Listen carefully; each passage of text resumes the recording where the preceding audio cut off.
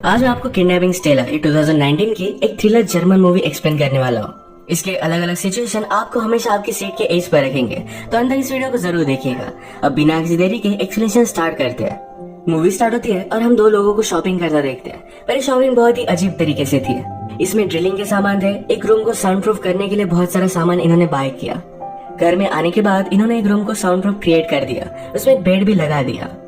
जंगल में एक लोकेशन के पास जाकर उसे वो मार कर आते हैं। उनके पास एक फैन थी जिसे भी वो फिर से साउंड प्रूफ बनाते हैं। इनके बैग में हम देख सकते हैं कि रस्सी, पट्टी, इस तरीके की चीजें थी। ये दोनों फिर रेडी हुए अपने वैन में एक जगह पर वो नजर रखते हैं। इन्होंने अपने मास्क वगैरह पहने और एक लड़की जब यहाँ से जा रही थी तो उसे वो किडनैप कर लेते हैं। गाड़ी में ले जाकर उसके हाथ पैर बांध देते हैं। लास्ट सीन्स में हमने इनका जो प्लेस देखा था, जिस रूम को इन्होंने साउंड प्रूफ बनाया, बेड लगाया, इस रूम में उन्होंने इस लड़की को डाल दिया। हैंडकफ्स वगैरह लगाकर इसे वो पूरी तरीके से बांध देते हैं। उन्होंने उसके थोड़े से कपड़े निकाले और उसकी फोटो ले ली। जबरदस्ती उसे दूसरे कपड़े पहना देते हैं। उस बेचारी ने बहुत स्ट्रगल किया पर वो कुछ कर नहीं पाई। इसके बाद रूम में बंद कर वहाँ से चले गए। एक किडनैपर थोड़ी देर में फिर से उस लड़की के पास है। वो कहता है, तुम्हारे फादर का नंबर और ईमेल मुझे दो, तुम्हारे बदले में हमें बहुत सारे पैसे चाहिए। अगर उन्होंने दे दिए तुम बहुत ही सही सलामत रहोगी। थोड़े टाइम में फिर से अपने घर पहुंच जाओगे। ये ईमेल एड्रेस नंबर लेने के बाद ये दोनों फिर से बाहर आए। इन दो किडनैपर्स में से जिसको ज्यादा एक्सपीरियंस नहीं था उसका नाम था टॉम, और जिसे बहुत सारा एक्सपीरियंस था वो प्रिजन बहुत बार जाकर आया था, इसका नाम था विक। विक टॉम से पूछता है, क्या तुम डर रहे हो? सब कुछ ठीक हो जाएगा। इन्होंने फिर स्टेला का मोबाइल लेकर उसे बंद कर दिया। स्टेला के फादर को ईमेल भेजते हैं जिसमें $2 मिलियन उन्होंने मांगे हुए थे। नेक्स्ट सीन में हम देखते हैं टॉम स्टेला के पास आया था। उसने उसे देखा और फिर से वो वापस चला गया। इसके बाद 1-2 दिन बीत चुके थे। स्टेला के फादर का अब तक कोई भी रिप्लाई नहीं आया था। विक टॉम से कहता है कि हमें उसे पानी वगैरह देना पड़ेगा। विक उससे कहता है, अब हमें तुम्हें खिलाना पिलाना पड़ेगा, इस वजह से तुम्हारे माउथ से मैं क्लॉथ निकालने वाला हूँ। अगर तुम चिल्लाए तो तुम्हें बेहोश कर किसी अलग तरीके से हम जिंदा रखेंगे।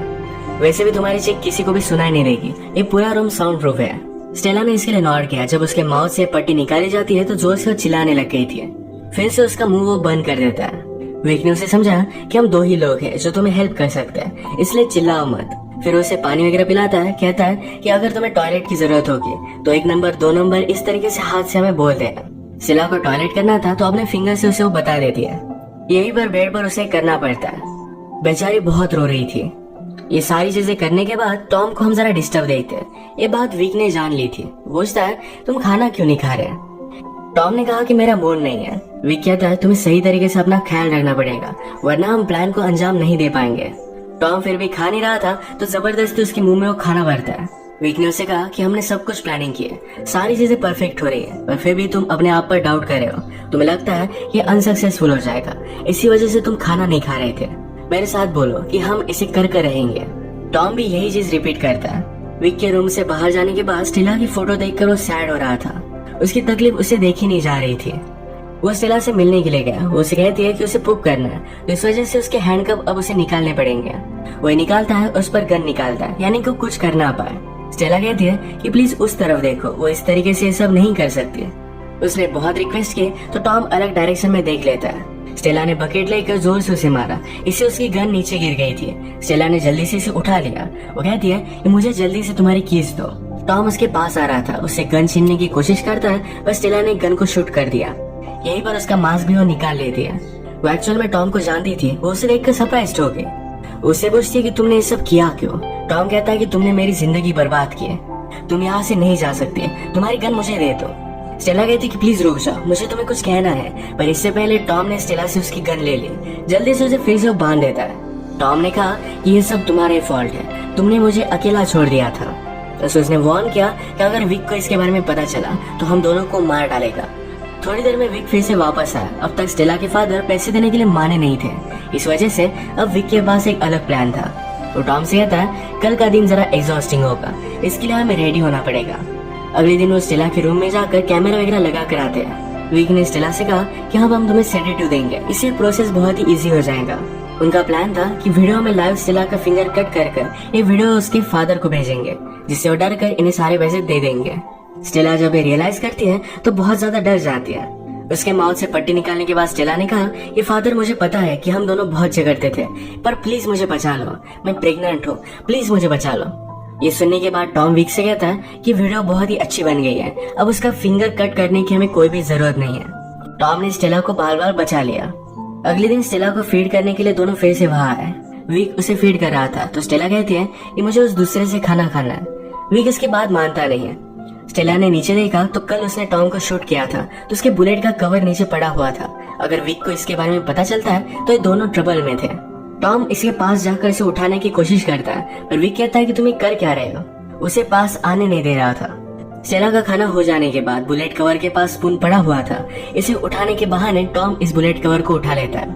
बाहर आने के बाद विक ने टॉम से पूछा कि तुम नर्वस लग रहे हो, ऐसा क्या हुआ है। टॉम कहता है कि ऐसा कुछ भी नहीं है। टॉम फिर जल्दी से टॉयलेट गया, बुलेट कवर को फ्लश करने की ट्राई करता है पर फ्लश हो नहीं रहा था। उसे बहुत टाइम लग रहा था तो विक पूछता है कि हुआ क्या है। विक के प्रेशर में इस बुलेट कवर को निगल लेता है। विक के यहाँ से चले जाने के बाद टॉम स्टेला के पास आया, पूछता है तुमने ऐसा क्यों कहा कि तुम प्रेग्नेंट हो। स्टेला कहती है कि मैं एक्चुअल में प्रेग्नेंट हूँ और ये बेबी तुम्हारा है।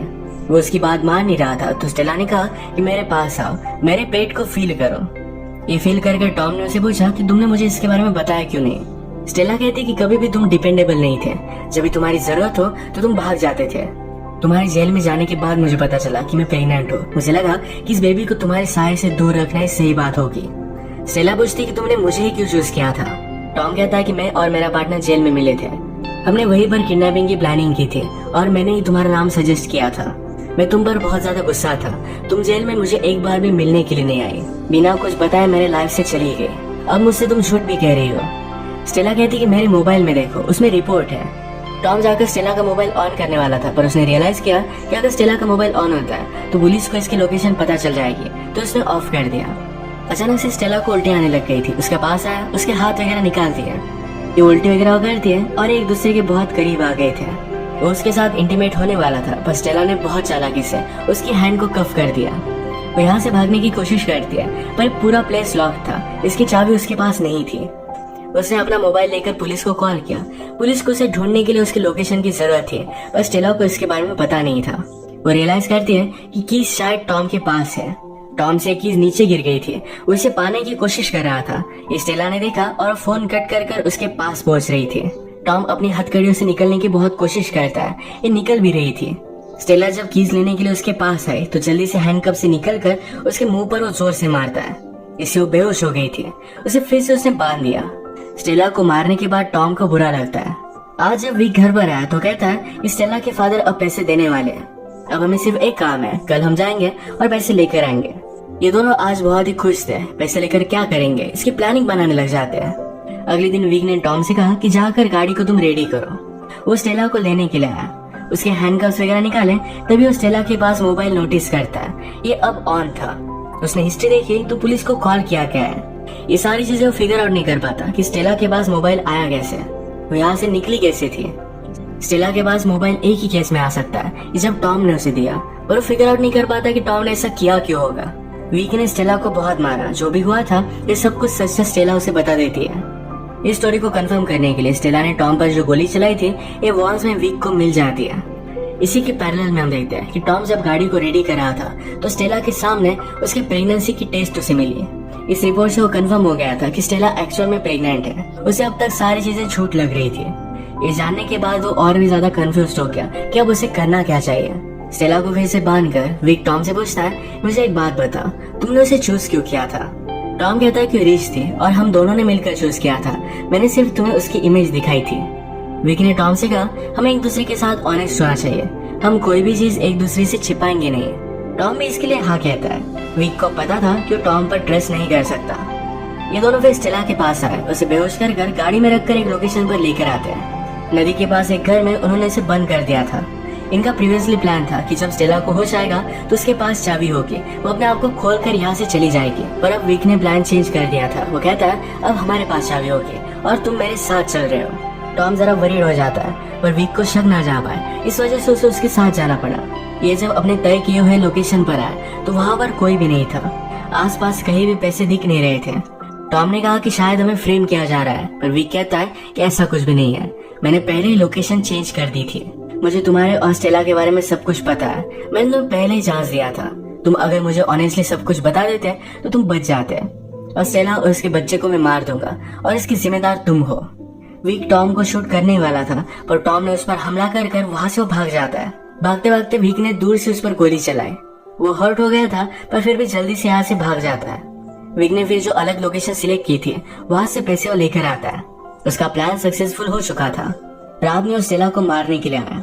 उसे कहता है मैं तुम्हें एक मेडिसिन दूंगा जिससे तुम्हारी डेथ होगी पर तुम कुछ भी फील नहीं करोगी। वो उसे देने ही वाला था पर पीछे से आकर टॉम ने उस पर हमला कर दिया। वो जख्मी था पर स्टेला को बचाने के लिए यहाँ पर आ गया था। विक के पास गन थी तो फिर से सिचुएशन को कंट्रोल कर लेता है। टॉम को और एक गोली मारता है। वो टॉम से कहता है कि तुमने सारी चीजें बर्बाद कर दी। उसे फाइनल गोली वो मारने वाला था तब स्टेला ने उसके पैर पर मारकर उसे नीचे गिरा दिया। विक की गन टॉम ने उठा ली और उसे शूट कर मार देता है। टॉम इंजर्ड था, इस वजह से बेहोश हो गया। स्टेला के कफ्स की कीज विक के पास थे। टॉम ने बहुत स्ट्रगल किया और फाइनली उसे वो दे देता है। स्टेला ने अपने आप को छुड़वा लिया पर टॉम की अब डेथ हो चुकी थी। वो बाहर आई गाड़ी में बैठी तो उसे सारे पैसे मिल जाते हैं। स्टेला की अपने फादर के साथ बनती नहीं थी। वो किडनैप हुई पर फिर भी फादर उसे पैसे नहीं देने वाले थे। अब वो उनके पास वापस नहीं जा सकते। ये पैसे लेकर वो एक न्यूज स्टार्ट करती है। इसी के साथ इस मूवी का एंड हो जाता है। अगर आपको वीडियो अच्छा लगा तो प्लीज इसे लाइक कर दीजिएगा। बहुत सारी इस तरीके की मूवीज लेकर आते रहता हूँ तो प्लीज इस चैनल को सब्सक्राइब कर दीजिए और बेल नोटिफिकेशन आइकॉन दबाना मत भूलेगा। हम फिर से मिलेंगे और एक न्यू मूवी के साथ। तब तक के लिए थैंक यू और आप अपने आप का ख्याल रखिए।